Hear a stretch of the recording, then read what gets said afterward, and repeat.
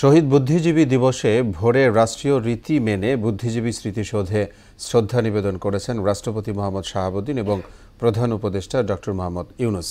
শ্রদ্ধা নিবেদন শেষে আইন উপদেষ্টা বলেন, রাষ্ট্র গঠনের দ্বিতীয় সুযোগ কোনোভাবেই ব্যর্থ হতে দেওয়া যাবে না। আর প্রেস সচিব বলেন, শহীদ বুদ্ধিজীবীদের আদর্শ ধারণ করেই কাজ করছে অন্তর্বর্তী সরকার। মুনতাসির মামুনকে সঙ্গে নিয়ে বিস্তারিত জানাচ্ছেন মনিরুল ইসলাম। মিরপুর শহীদ বুদ্ধিজীবী স্মৃতিসৌধে জাতির সূর্য সন্তানদের হারানোর দুঃসহ বেদনার দিন আজ। তাই তো দিনটির শুরুতেই শিশি স্নাত ভোরে শহীদ বুদ্ধিজীবী স্মৃতিসৌধে জাতির শ্রেষ্ঠ সন্তানদের প্রতি শ্রদ্ধা জানাতে আসেন রাষ্ট্রপতি মোহাম্মদ শাহাবুদ্দিন। ঠিক 7:15 স্মৃতিসৌধে পুষ্পস্তবক অর্পণ করেন তিনি। এ সময় রাষ্ট্রপতি কিছুক্ষণ নীরবে দাঁড়িয়ে থাকেন। শহীদ বুদ্ধিজীবীদের প্রতি সম্মানে জানানো হয় সশস্ত্র রাষ্ট্রীয় সালাম। বিউগলে বেজে ওঠে বেদনার সুর।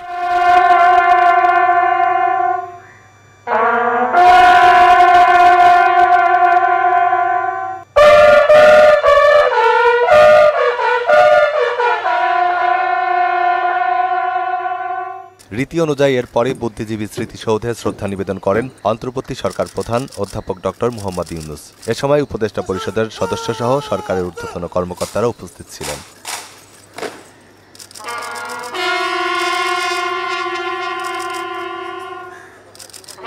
শ্রদ্ধা নিবেদন শেষে গণমাধ্যমের সঙ্গে কথা বলেন আইন উপদেষ্টা আসিফ নজরুল। তিনি বলেন, রাষ্ট্র গঠনের দ্বিতীয় সুযোগ কোনোভাবেই ব্যর্থ হতে দেওয়া যাবে না। আমরা মনে করি জুলাইয়ের যে গণ অভ্যুত্থান, সেটা আমাদের যে 71-এর মুক্তিযুদ্ধ, আমাদের শহীদ বুদ্ধিজীবীরা আছেন, মুক্তিযোদ্ধারা আছেন, ওনারা যে স্বপ্ন, যে প্রত্যয় এবং যে ভালোবাসা, দেশের প্রতি ভালোবাসা নিয়ে যে সংগ্রামে ঝাঁপিয়ে পড়েছিলেন, সেটারই কন্টিনিউয়েশন ছিল। আর জুলাই গণ অভ্যুত্থানকে 71-এর পুনরাবৃত্তি উল্লেখ করে প্রধান উপদেষ্টার প্রেস সচিব শফিকুল আলম বলেন, শহীদ বুদ্ধিজীবীদের মতাদর্শ ধারণ করেই কাজ করছে সরকার। প্রফেসর ইউনুস বা ওনার টিম, আমরা পুরো শহীদ বুদ্ধিজীবীদের যে আইডিয়ালস, তাদের যে লড়াই, সেটাকে আমরা ধারণ করি।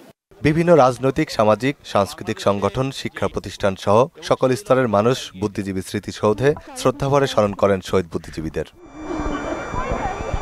মনিরুল ইসলাম, মোহনা সংবাদ, ঢাকা।